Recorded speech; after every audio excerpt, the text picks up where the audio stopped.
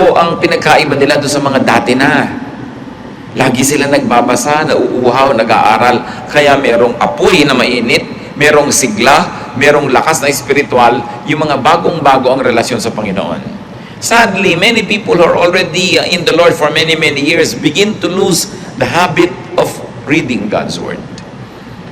Kung minsan nagiging dependent na lang sa mga instant Bible study guides, mga instant inspirational guides, at hindi na talaga napag-aaralan at nababasa yung salita ng Diyos.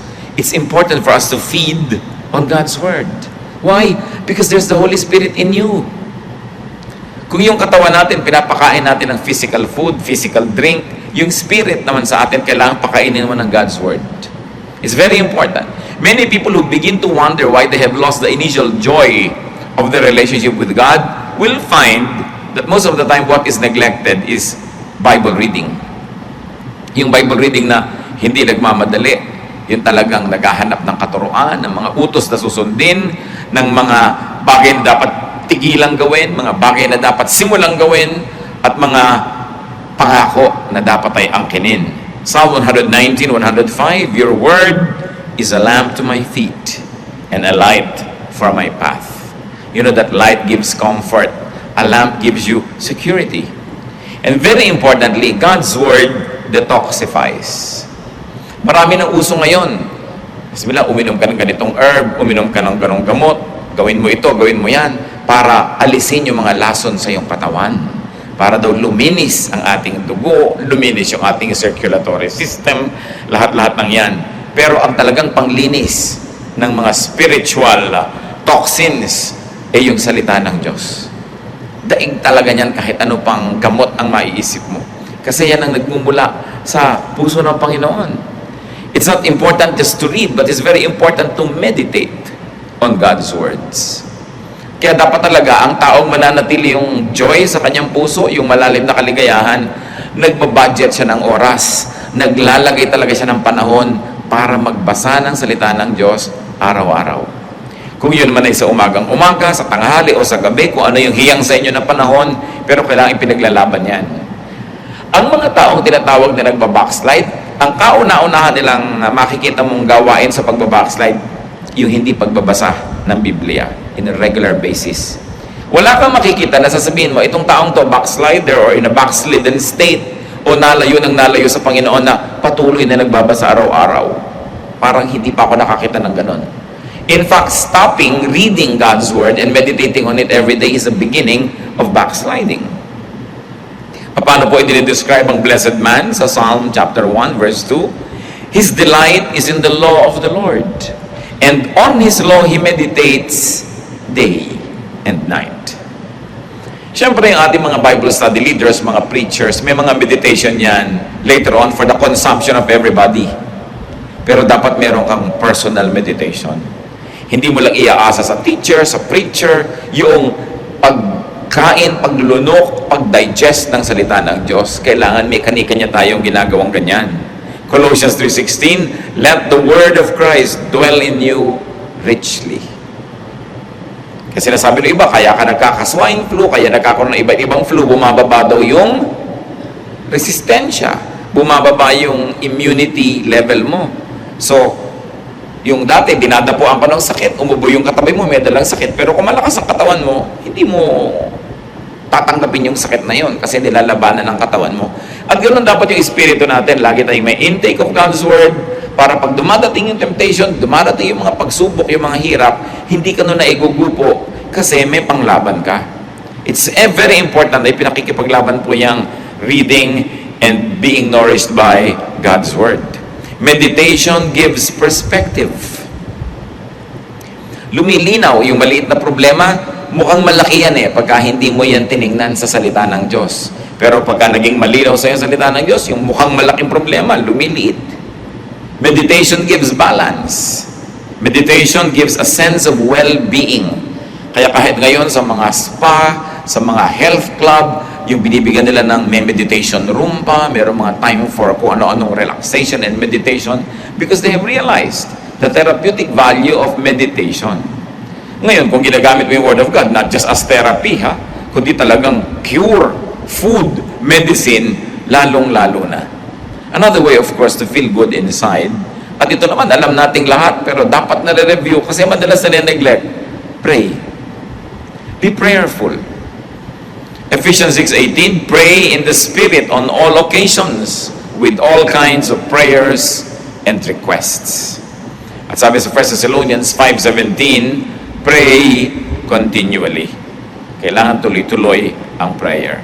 Why prayer soothes? Nakakapagpaluwag ng dibdib. Prayer empowers. Yung bago ka nagpe-pray, parang feeling mo, talunan ka na ng mundo, wala ka nang ilaban sa mga hirap, wala ka nang kapangyarihan, pero matapos mo mag-pray, when you say amen, you will feel the resurgence of power and energy because prayer plugs you into God. Kung yung ating mga instrumento, mga gamit na di kuryente, pag isinaksak mo sa plug, pumapasok yung kuryente, umaandar yung electric fan, umiinit yung plancha, tayo sa prayer, doon tayo napaplug in sa power ng Diyos. At yung kanyang kapangyarihan mula sa langit, pumapasok sa ating espiritu, nakikiisa sa atin. Prayer transports. Kahit ikaw ay nasa isang place of misery, when you close your eyes and pray and your spirit is with God, you suddenly find yourself to be in a garden that's quiet, or by a poolside, or in a refreshing greenery, because prayer transports. Prayer allows us to transcend physical limitations. Prayer, naturally, of course, transforms. Dapat ang tao, pag ganito yung kalagayan niya, tas nag-pray siya, pag dilat ng mata niya, pag sabi niya ng amen, hindi na ganun yung kalagayan niya, na iba na siya. Yun ang powerful prayer. Galit na galit ka kanina, nag-pray ka, kahit sandali, pinag-pray mo na alisin ng Diyos ang iyong galit, matuto kang magpatawad, matuto kang magtiis. Pag dilat ng mata mo, dapat hindi ka na kasing ganun kagalit. Kasi talagang ang tunay na panalangin, nagpapabago. Talagang maiiba yung pati physical makeup mo. According to researches, yung mga matataas ang presyon, magpe-pray sila, magme-meditate. Pagkatapos ng ilang minuto, kukuhanan uli ng blood pressure, bumababa, nare-relax. Makapangyarihan ng panalangin. Hindi natin kayang maunawaan, so magdasal na lang tayo. Hindi na aarok ng siyensya hanggang ngayon yung hiwaga ng panalangin. Pero ang nananalangin mismo ang nakakaalam nun. Kaya magtataka kayo mga iba, mananampalataya, may daladalang Biblia, sinasabi Kristiyano sila, pero warrior. Laging nagwo-worry. Pero ang kasabihan nga, why worry when you can pray? Nagwo-worry ka, baka ka magutom bukas, ano magagawa mo? Mag-pray ka. Nagwo-worry ka tungkol sa mahal mo sa buhay na ang layo-layo, baka nasa panganib. Kaya mo ba siyang iligtas? Nandito ka. So you pray. Why worry when you can pray?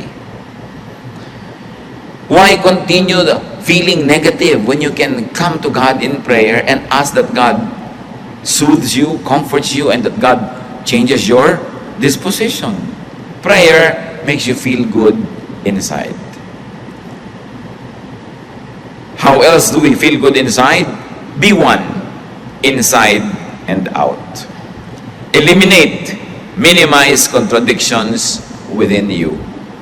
Dapat pag nakangiti ang labi mo sa isang tao, pati puso mo nakangiti talaga sa kanya. Mahirap yung nakangiti yung labi mo pero nakasimangot yung puso mo. Yun yung hati ka. Hindi ka sasaya nun. Walang taong hati na sumaya. Kailangan nando ka sa cause na gusto mo, hindi doon sa labagang yung kalooban. Dapat sinusuportahan mo yung mga taong gusto mo talagang suportahan, minamahal mo yung gusto mong mahalin, ginagawa mo yung talagang gusto mong gawin. Kasi pag hindi mo pa ginawa yung gusto mong gawin, sinong gagawa nun para sa'yo? Ang pinag-uusapan siyempre natin yung mga gawain na hindi naman pinagbabawal ng Diyos. Yung pagdadalawang isip, pagdadalawang loob, nagtatanggal yan ng kapayapaan at katahimikan. Kaya mga kapatid, kung ano man ang pinagdadalawang loob nyo, pag-isipan nyo na, get good advice, manalangin kayo at magpasya na kayo sa isa. Mahirap yung dalawa-dalawa, tatlo-tatlo ang hinahabol natin sa buhay. Kailangan magpasya kang maging buo. Ang pagiging espiritual, ang pagiging makadiyos, ang isang kahulugan niyan, ikaw ay buo. Hindi ka hati. Ayaw na ayaw sa Bible ng hati. Kaya sinasabi, a man of a double mind will never expect to receive anything from God.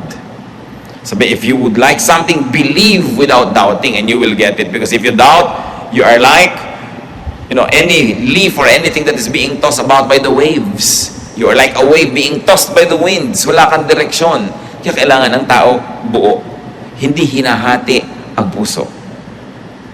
Halimbawa, nag-asawa ka na, buuin mo ng loob mo na yun ay yung mamahalin mo, hindi yung may dumadaan, iniisip mo, mamahalin ko kaya itong dumadaan. Nahahati ang loob mo. At pag nahati ang loob mo, it will show in your life, it will show in everything you do. Malilito ka ngayon. Minsan may kumakausap siya, nawawala ka sa sarili. Ha? Bakit? Kasi hati yung loob mo eh. Dapat buo. What you think and say, what you say and do, must be one. So, do the good that you think. Meron kayong gustong gawin, gawin nyo. Lalo't mabuti yon. Kasi pag hindi nyo ginagawa, nahahati kayo. Do not frustrate your good side. Halimbawa, may nakaaway kayo. Gusto nyo na mag-sorry. Mabuting mag-sorry, magkasundo kayo. Gawin nyo. Hindi yung pinipigil kayo ng pride. Nahahati kayo. There's a part of you na gusto nyo gawin yung tama. Merong humihila sa inyo na wag mo gawin yung tama kasi yung pride mo, paano naman, wag mo mukha kakawawa, etc. etc. Hati. Hindi sasaya ang isang taong hati. Ikaw man at biyanan, may manugang ka, tanggapin mo na naging anak mo na rin yan. Kasi kung dalawang loob ka, tatanggapin ko ba o hindi? So may mga araw na natutuwa ka sa kanya, may araw na hindi, may araw na ang sungit-sungit mo, may araw na sweet ka naman, kasi hati. You've got to decide. And there are things we don't even have to decide about. We just have to accept them. Katulad ng sinasabi ko, biyanan mo, manugang mo, tatanggapin mo na yan, wala ka ng choice. Bakit mo palilituhin ang sarili mo kung magiging devoted ka ba, mamahalin mo ba, papadalhan mo ba ng ulam, susuportahan mo ba? Gawin mo na lang yung tama kasi laging may nagtatalo sa kalooban natin, yung maganda at yung hindi maganda. Kailangan pa ba naman nating ipaliwanag na yung maganda ang siya nating gawin? Sabi ng Panginoon sa Matthew 12:25, Jesus said, every kingdom divided against itself will be ruined, and every city or household divided against itself will not stand. Kung ang isang kaharian na hati ay matutumba, kung ang isang bahay na hati ay guguho, ano ang mangyayari sa isang puso na hati? Kaya dapat hindi hinahati ang puso. Huwag na nating lilituhin ang ating mga sarili. At kabaligtaran ng do the good that you want to do, bakit natin pinag-uusapan to? Marami pong tao, alam nila yung magandang gawin, gusto nilang gawin, pero may pumipigil sa kanila. Mga tatay, gusto nila halimbawa akbayan yung anak nilang lalaki na maging tender and nice sila sa anak nila, pero hindi, this is not the macho thing to do. So, pinipigil yung paggawa ng mabuti. Why? It's good. Hindi mo naman laging pwedeng yakapin yung anak mo, hindi naman laging available. So, why not do it? Marami din mga anak gusto mag-express ng pagmamahal nila sa parents nila, hindi ma-express. Pero sa kaibigan, ang dali-dali mag-express. Pero yun lamang, yayakap ka sa magulang mo, magkikis ka, hirap na hirap ka rin. Bakit? Maganda naman yun. Huwag hatiin. And do not do the bad that you do not want to do. Alam naman natin yung masama, alam natin ayaw natin gawin, pero madalas nagagawa. Romans 7:19, for what I do is not the good I want to do. No. The evil I do not want to do, this I keep on doing. Sabi ni Paul.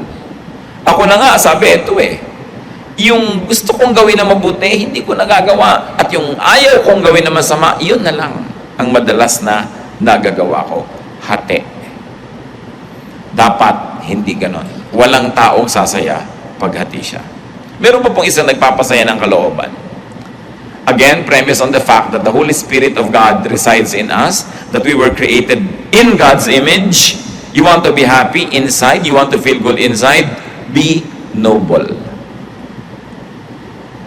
Nourish your nobility, your greatness. Nourish your God-likeness. Genesis 1:27, so God created man in His own image. Ang ating wangis, wangis ng Diyos. Ang espiritu natin, espiritu ng Diyos na ibinigay sa atin. Ginawa tayo upang maging mahalaga, mataas ang uri. Psalm 139 verse 14, I praise you because I am fearfully and wonderfully made. Romans 8:29, for those God foreknew, He also predestined to be conformed to the likeness of His Son. Tayo, kamukha ng Diyos, nilikha, ginawang tao, naligaw, na iba yung itsura, pero ang goal ngayon, bumalik na maging kamukha uli ng Diyos through the Lord Jesus Christ. So ano ang purpose ng buhay? Maging kamukha uli ng Diyos. Maging kapareho ng Diyos ang isip, ang puso, ang gawain. At ang tao, pinakamasaya, pagka yung kanyang wangis, yung gawa niya, yung sitwasyon niya sa buhay, malapit sa wangis ng Diyos. Kasi yun ang likas, yun ang totoo, yun ang natural sa atin. Parang mga baboy, ano yung kinakatuwa niyan? Maglublob sa putik. Kalabaw, ano yung kinakatuwa? Maglublob sa tubig at sa putik. Kasi yun ang nature nila eh. Baboy sila, kalabaw sila. Diba? Ano ang ikinaliligaya ng ibon? Lumipad. Kaya ibon man may layang lumipad. Kulungin mo at umiiyak. Kasi nature niya yun na lumipad. Anong nature ng tao? Maging kamukha ng Diyos.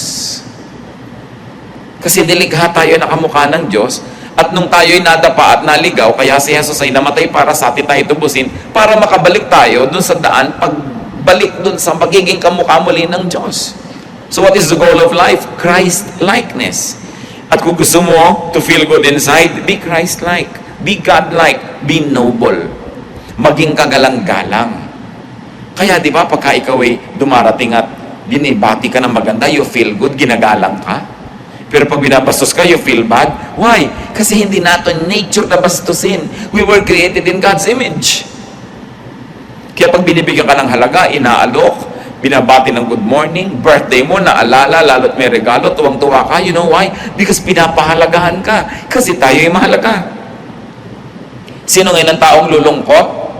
Yung hindi niya pinahahalagahan ng sarili. Yung pinapayagan niya na maging siya ay basahan dyan, binabastos-bastos, binabaliwala. Walang taong sumasaya na ganun kasi hindi na ating likas. What then should we do? No? How do we become noble and nobler? By making the right choices. May mga gusto tayong gawin na mataas, maganda, gawin natin. Meron tayong gustong sabihin na noble, gusto mong pumuri sa tao, gawin mo. Because it's the noble thing to do. Luke 12:12, the Holy Spirit will teach you what you should say. Ganon nakatanim sa atin yung Espiritu na pati sasabihin mo pa nga, maituturo ng Espiritu yung gagawin mo, yung desisyon mo, kung maganda ang relasyon mo sa Diyos. So, how do we become noble? Do good. We are most noble when we do good. We are least noble when we do things that are bad. Kaya nakikita niyo yung mga nahuhuli sa akto na gumagawa ng mali. Pinagmamalaki ba nila yun? No. Kasi hindi yun ang gusto natin na malaman ng tao tungkol sa atin. Kasi hindi tayo talaga ganun. Dapat maging mabuti at maging mabait. Because that is what is noble. Yung mabuti, inclination yon. This is the nature of the heart, mabuti. Yung mabait is kabutihan in action, nagiging kabaitan. So mabait ka, mabuti ka. Mayroong mga taong mabuti pero hindi mabait. Mabuti sila, hindi sila gumagawa ng masama. May intensyon silang gumawa ng mabuti pero wala namang action. Kailangan may action. Yun ang kabaitan. How do you feel noble? Kailan tayo nakakaramdam mga kapatid na ang taas-taas ng pagkatao mo? When you give more than you get, you feel noble. Yung nagbibigay ka, taos puso, you feel noble kaysa ikaw yung binibigyan. Di ba? Hindi masarap yung feeling na ikaw yung binibigyan. Pag masarap ang feeling mo nun, something's wrong. Pero usually, mas masarap yung nagbibigay ka kaysa yung namamalimos ka, kaysa ikaw itong kinakahabagan. Mas masarap yung ikaw yung nahahabag because to give is noble. Do not get, then just forget. Kasi halimbawa, dumating yung point, ikaw ang tumatanggap, ikaw ang binibigyan. How will you become noble now? Ikaw yung naging recipient, nagbabayad ka ng utang na loob. Nagsusukli ka, gumagawa ka ng mabuti. Kaya pag may gumawa sa atin ng mabuti, pagkatapos na empower naman tayo, lumakas, tayo naman yung gumagawa ng mabuti sa kanila, you feel good. Because it's your nature to feel good that way. You want to feel noble, give more than you get. Give more than you receive. Do not just get and forget. Pagka kayo hingi lang ng hingi, kuha ng kuha, tapos hindi tayo marunong magsukli, gumawa ng mabuti, yung konsyensya nyo, binabagabag din kayo. You will not feel good. Hanggang hindi kayo nagsusukli ng kabutihan. Do not receive what you cannot reciprocate. Mga babae, nililigawan kayo, o ngayon kahit lalaki, naliligawan na rin. No? So, ang nangyayari, huwag kayong tanggap ng binibigay sa inyo kung wala naman pala kayong pagtingin. Hindi nyo naman pala susuklian ng isang kindat o isang holding hand o isang yakap. Wala pala kayong balak isukli o ipalit. Huwag nyo tanggapin. Because that is not the noble thing to do. It's important to be noble, and nobility has nothing to do with wealth. May mga taong yayaman pero hindi noble ang mga pamamaraan nila, hindi noble yung kanilang karakter. May mga taong hihirap pero ang taas ng pagkatao. Alam mong taong-tao ito kahit walang pera. Walang kinalaman ng pera dyan. And when we are noble in our ways, we feel good. Another way to feel good inside, be classy. Dapat class act. Hindi ko sinabing maging mahal ang damit mo, maging expensive yung taste mo, pero may class ka. What do you mean? Do not do not say, do not think what makes you appear or feel cheap. Meron na ba kayong nagawa na sabi na pagkatapos na nagsisisi kayo dahil nagmukha kayong mumurahin? Huwag niyong gagawin yun. No? Halimbawa, gusto mo isang tao pero ayaw sa'yo, huwag mong ipagdutdutan ang sarili mo kasi magiging cheap ka. Yung dadaan siya doon, nandun ka nakakalat, pupunta sa room na yun, nandun ka, yung parang wala ka nang ginawa kundi planuhin siya abangan. It's cheap. No? Do not appear and do not feel cheap. Lalo ikaw babae, hindi ka naman pinapansin, ikaw pa tong laging nakakalat dyan. You know, it's cheap. It will not make you feel good. Magkakaroon ka lang ng immediate pleasure dahil napagbigyan mo yung hilig mo. Pero pag nananahimik ka na at nag-iisa, ang feeling mo, bumaba ang pagkatao mo. You want to be happy inside? Be classy. Beware of addictive things and addictive habits. Lahat ng bagay na nakaka-addict, nakakapagpa-cheap. Nakita niyo mga ibang tao na antitino, ang gaganda ng behavior, nung naging drug dependent, pati sariling nanay, ninanakawan, sariling anak, ninanakawan, kasi naging addict. Addicts compromise and degrade themselves just to get a fix. Kaya maraming antitinong babae nung naging drug dependent, pati katawan ay pinagbibili sa murang halaga, makakuha lang ng kailangan niyang gamot. Addiction cheapens people. Kahit anong addiction yon. Addict ka halimbawa sa sugal. Addict ka halimbawa sa isang uri ng pagkain. All kinds of addictions. Kaya ang isang message ni Lord Jesus Christ is freedom. Sabi, moderate yourself, moderate your lifestyle that you do not become dependent on anything or anyone. Sabi ni Paul, we have learned to be content in whatever situation. Sa init at lamig, sa gutom at busog, sa meron at wala. Sabi nga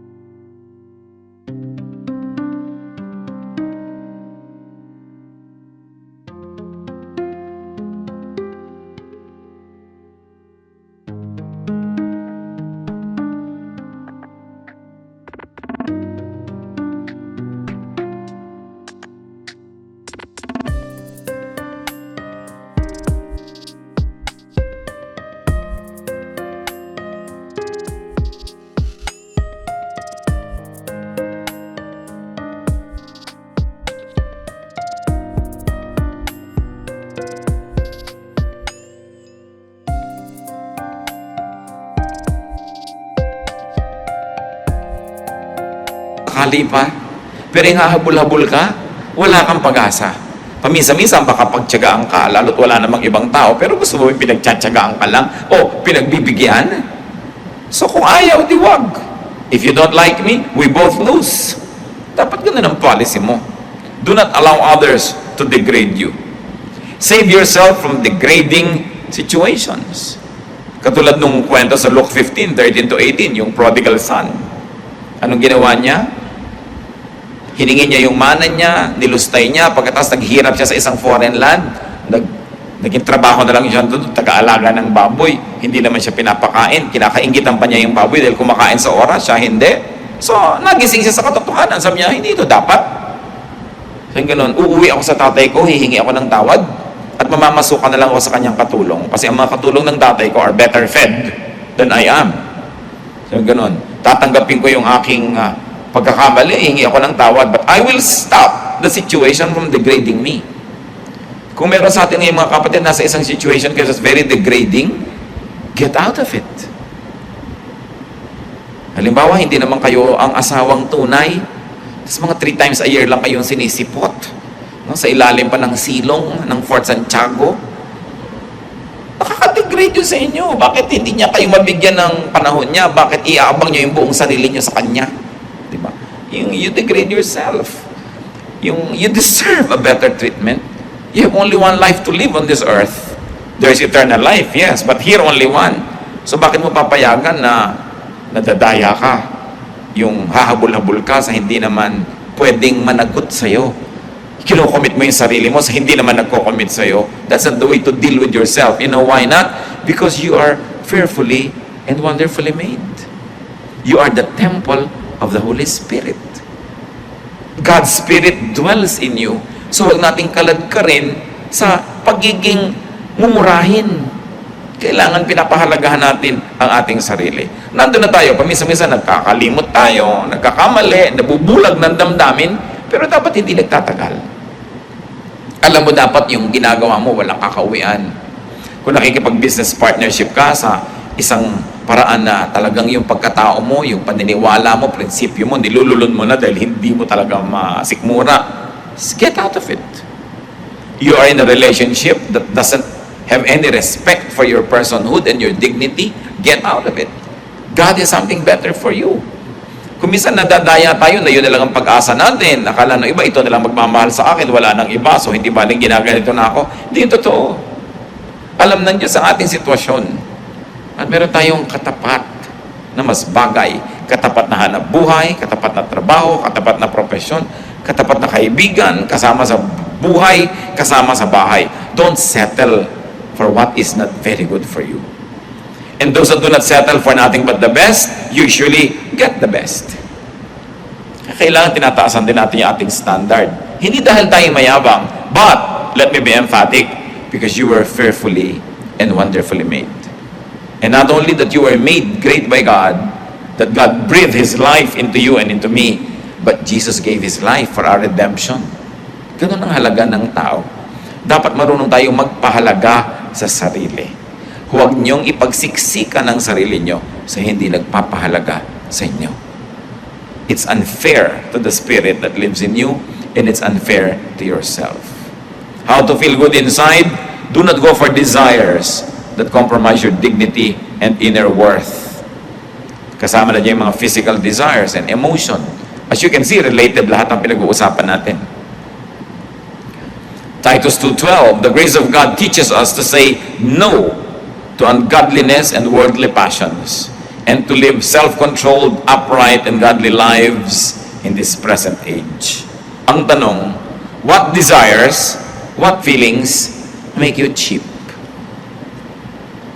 Dapat natin identify yon. Kita nyo si Joseph.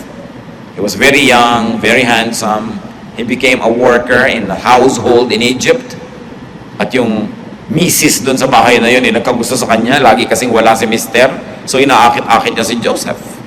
Genesis 39, 6-8. Now Joseph was well built and handsome, and after a while his master's wife took notice of Joseph and said, "Come to bed with me." But he refused. Kita niyo, si Mrs. Potiphar was refused by a slave boy. So why put yourself in a situation where you can be refused? So in a manner of speaking, because of her desire, she cheapened herself. But of course, Joseph being a man must have also the desire. But, mas pinahalagahan niya yung dignity niya. Tsaka yung relasyon niya sa Diyos. Sabi niya, how can I do this and sin against God? No? So hindi niya pinatulan itong nang-aakit sa kanya. Sa Luke 4:3-8, ganyan din ang nangyari sa Panginoon. Inaakit ni Satanas na sumamba sa kanya, bibigay ko to sa'yo, bibigay ko to sa'yo, bibigay ko to sa'yo. Sabi ni Lord, get behind me, leave me. God says that I should not. To paraphrase what happened. So, kung ikaw naalok ng isang bagay na gusto mo, at hindi mo na isip-isip na sa paghahangad mo sa bagay na yon, bababa ang kalagayan mo, madadaya ka nga. Kaya nagsisimula tayo mga kapatid sa mataas na pagtingin sa sarili. Hindi pagyayabang, hindi pride, but to remember who you are, that you are God's child, that you were created in God's image, and Jesus died so that you could be like Him again. Pag naaalala natin yun, na may mataas tayong kalagayan, mataas na calling, then hindi ka papayag na ginaganong-ganong ka lang. Pag tayo inaapi-api, kinakawa-kawawa, binabaliwala, ang dapat mong gawin, remember who you are, that you are fearfully and wonderfully made. At sabi nga ng Ephesians 4:30, which we have already read, do not grieve the Holy Spirit. Pagka binababa natin ang ating pagkatao, we grieve the Holy Spirit. When we desire things to the point na susunod-sunod tayo, aabang-abang,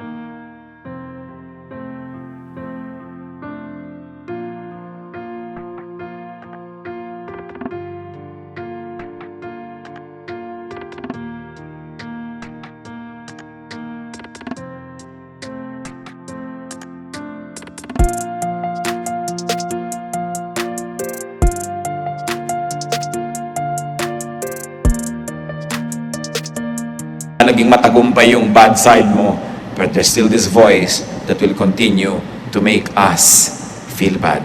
Mag-isip-isip tayo. Ama naming Diyos, nais naming ilapit sa inyo aming mga puso. Nagpapasalamat po kami sa bawat isa rito who feels good, who generally feels good. Pero inaalala rin namin, Lord, yung bawat isa na maaaring hindi ganun ang kalagayan, mas madalas malungkot, mas madalas matamlay, mas madalas merong nararamdamang hindi masarap, hindi maganda, na hindi maipaliwanag. Sa sandaling ito, Panginoon, sa mga pinag-usapan namin, ipakita mo doon sa mga generally not feeling good inside kung ano ang posibleng dahilan. Ipakita mo sa amin kung ano ang mga ginagawa namin, Panginoon, na nagiging dahilan din kung bakit yung pakiramdam namin ay hindi masaya, hindi magaan, hindi nakakalawalhati sa iyo. We are very thankful for each one who feels good, but for each one who doesn't, we pray that your wisdom will prevail, that you will teach us to identify the root causes of these ill feelings so that they may be uprooted and we will have a change of heart and our lives will be peaceful, lovely, and enjoyable. Magbulay-bulay tayo mga kapatid. Kung meron tayong mga ginagawa, iniisip, pamamaraan, lifestyle that contributes to not feeling good. At ipagpasalamat din natin sa Panginoon yung mga tama nating ginagawa. Sa mga 7 natin pinag-usapan, surely we will be able to identify things that make us feel good and the opposite that makes us feel bad. Madadaya tayo sa bawat panahon that we don't feel good inside. We will not always feel good outside. Kung minsan may sakit ang katawan natin, masakit ang ulo, masakit ang paa. But what is important is to feel good inside. Na yung espiritu natin